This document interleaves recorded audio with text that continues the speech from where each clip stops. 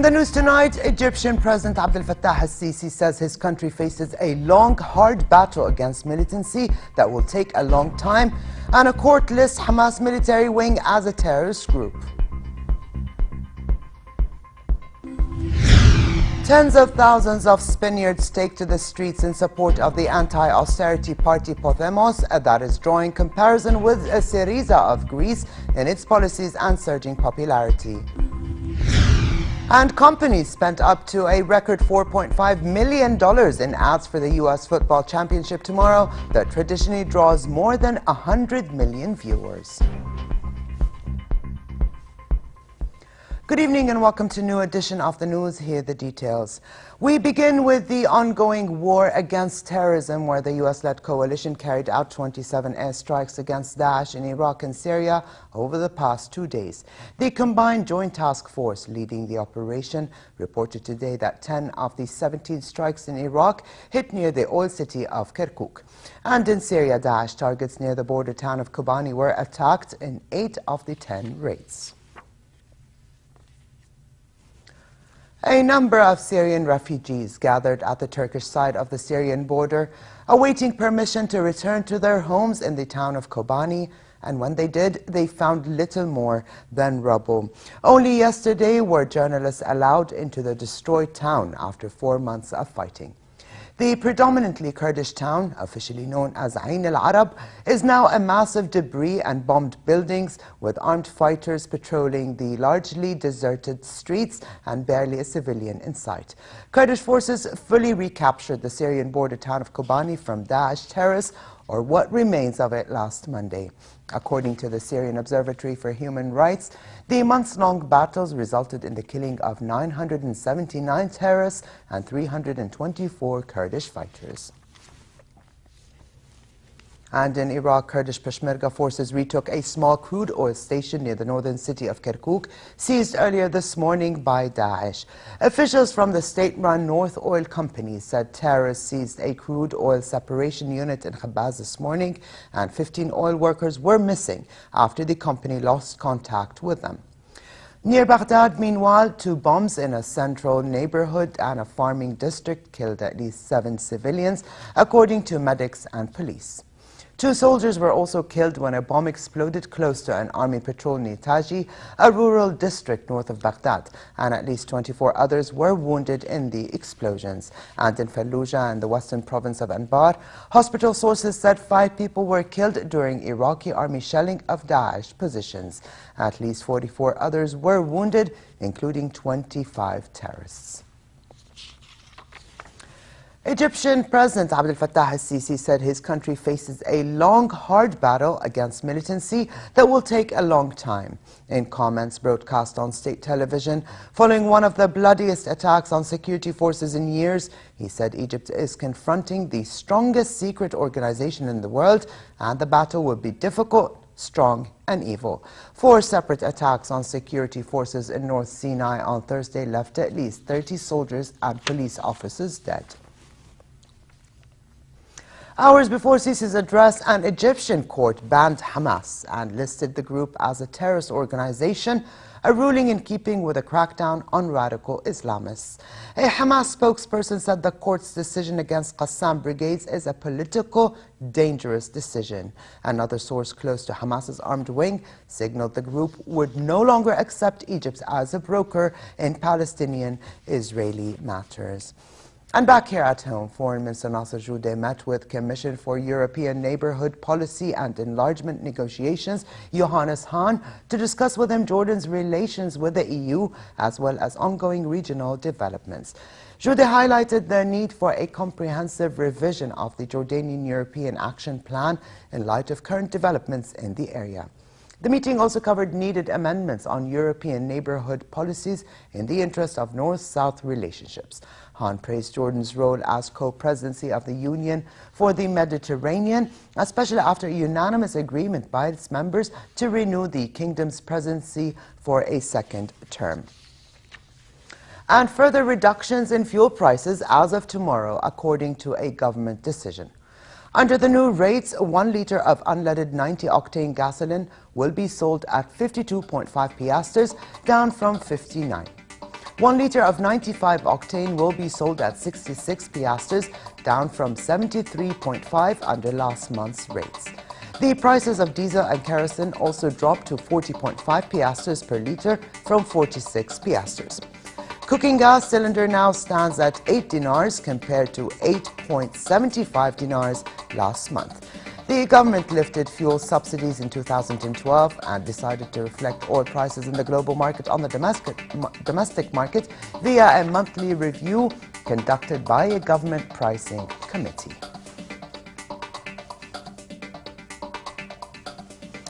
Italian lawmakers elected a constitutional court judge and veteran center-left politician Sergio Mattarella as president. After 3 inconclusive rounds of voting this week, in which a 2/3 majority was needed, Mattarella was elected in the 4th round. Speaking after the vote, Mattarella said his first thoughts are of the difficulties and hopes of his citizens. His election shows Prime Minister Matteo Renzi in firm control of both his party and his allies in the ruling majority he seeks to pass reforms aimed at economic recovery in Italy. 73-year-old Mattarella is expected to be sworn in next week for a 7-year term. He takes over officially from the 89-year-old Giorgio Napolitano, who resigned earlier this month.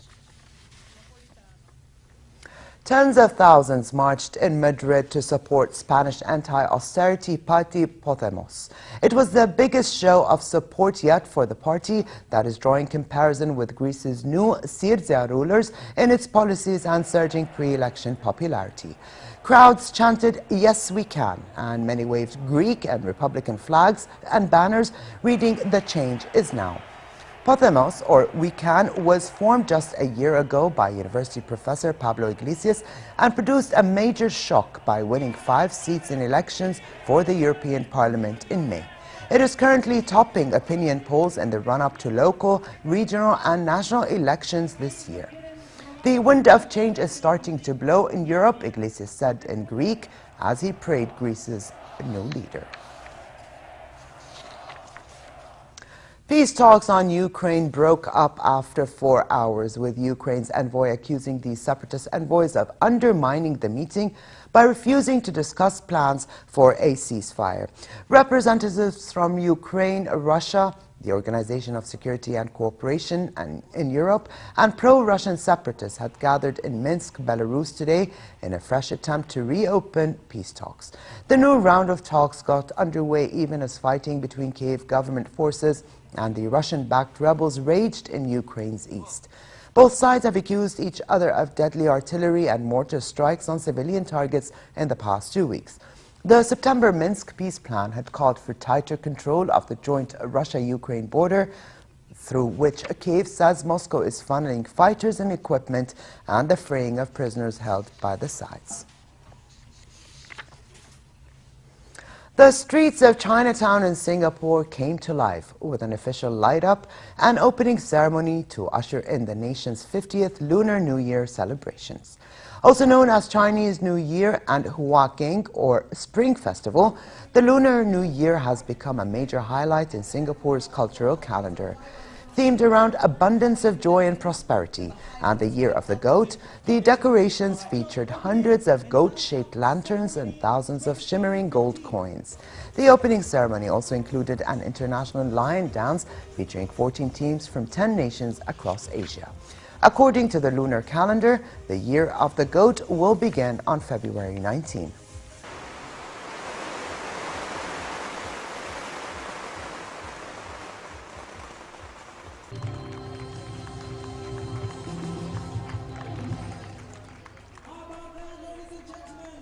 You remember your underwear always got tua. The New England Patriots and the Seattle Seahawks are preparing for tomorrow's Super Bowl 49 title. For football fans, it is a chance to enjoy watching the sport, and for those who don't really care about football, it will still be a chance to watch some of the best ads of the year. Companies spent up to a record $4.5 million for 30 seconds during the U.S. Football Championship that traditionally draws more than 100 million viewers, the year's biggest TV audience. New brands and old brands. Which are the best ones? You be the judge.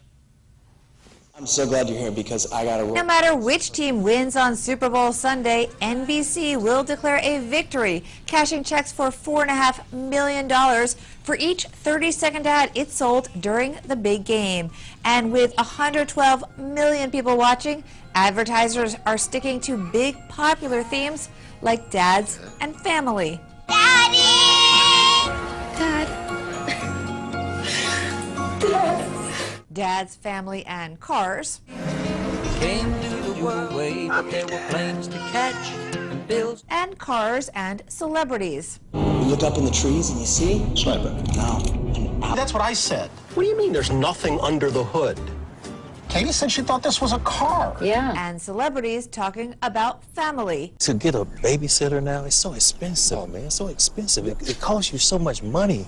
And I don't know what to do, man. The kids, they show up with the headphones on and walking in the door like, when are you going to pay me? And the game has 15 new names, a 50% increase from last year. Janine Pogge from Ad Age. And just a really good opportunity for some of these first-timers and smaller companies to get some brand awareness and build some buzz around their brands. And speaking of branding, note the hashtags, a play for advertisers to extend the ad's lifespan to before and after the big game. Every campaign has a hashtag. Every advertiser is attaching some sort of hashtag to their campaign, just as a way to get people ahead of time to start tweeting and building buzz. When you spend $4.5 million for a 30-second ad, you really want to get the most bang for your buck. 27-year veteran Super Bowl advertiser Anheuser-Busch knows all too well its Budweiser Lost Dog ad has already been watched 6 million times on YouTube and counting, all before the big kickoff.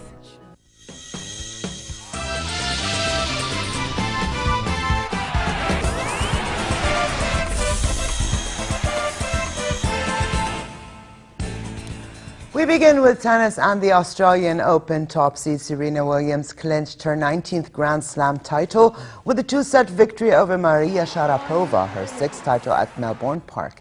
Despite feeling unwell during a rain delay in the first set and left the court, Williams hit 18 aces and 38 winners as she won in 1 hour and 51 minutes. With a 6-3, 7-6 win, Williams now moves past Martina Navratilova and Chris Evert with a 19th major singles title.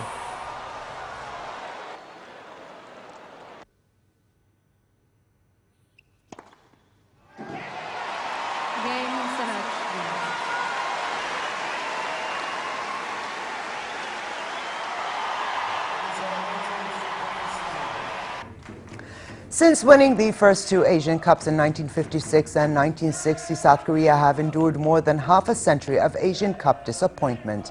Today, Australia won its first Asian Cup title by beating South Korea 2-1 in extra time.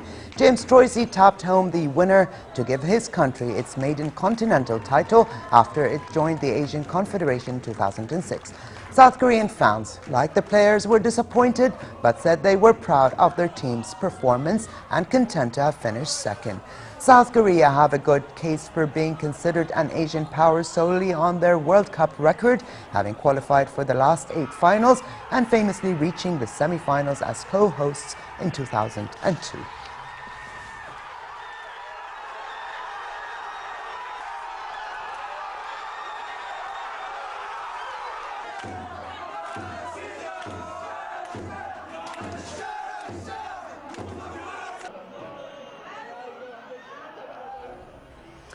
And finally, for a quick look at the weather, relatively cold conditions in most regions tonight with southeasterly moderate winds. As for tomorrow, a rise in temperature is expected to become 45 degrees Celsius above seasonal average. Fair conditions prevail in the hilly areas, while it will be relatively warm in the Badia and the Jordan Valley. And the Gulf of Aqaba should expect warm conditions with northerly moderate winds and slightly choppy seas. Here now's a look temperatures forecast for tonight and tomorrow.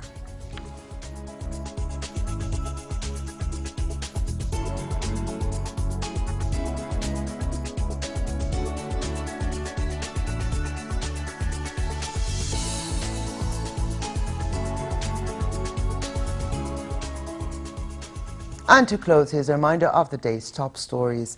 Egyptian President Abdel Fattah al-Sisi says his country faces a long, hard battle against militancy that will take a long time. And a court lists Hamas military wing as a terrorist group.